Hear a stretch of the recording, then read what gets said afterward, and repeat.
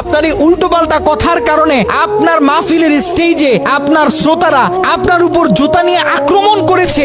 এই ভিডিও বাংলার লক্ষ কোটি মানুষ দেখেছে। এই ভিডিও এখনো সোশ্যাল মিডিয়াতে ঘোরাঘুরি করে। আপনি যখন দেখেন কোরআন হাদিসের কথা বলার কারণে আপনাদের মুখোশ উন্মোচন হচ্ছে, তখন আপনারা তাদের বিরোধিতা করেন, তখন আপনারা তাদের বিরুদ্ধে লেগে যান। সেখানে আহমদুল্লাহ হই যা আহমদুল্লাহকে কোন একটা মেম্বার আছে। যখন মিজানুর রহমান আজারি হুজুরের এক একটা মাহফিলে লক্ষ লক্ষ যুবক আসতো, হাজার হাজার মানুষ তার তাফসিরের প্রোগ্রামগুলোতে অ্যাটেন্ড করত, আপনি ওই সময়ও ছোট্ট ছোট্ট বিষয়ে মিজানুর রহমান আজারি হুজুরের সমালোচনা করেছিলেন, কঠোরভাবে তার বিরোধিতা করেছিলেন। মিজানুর রহমান আজহারি, মিজান তোমাকে বলছি এখনো শুনো, তোমার এই মুনাফিকি এগুলো বাদ দিয়ে দাও। আপনি সব সময় মাহফিলের স্টেজগুলোতে বলেন যে তাহিরি এই ক্ষেত থেকে উঠে আসে নাই, তাহিরি যে কোন জায়গা থেকে উঠে এসেছে, তাহিরি যে কোন মাহফিলের স্টেজগুলো থেকে উঠে এসেছে, এটা বাংলার লক্ষ কোটি জনতা খুব ভালোভাবে জানে।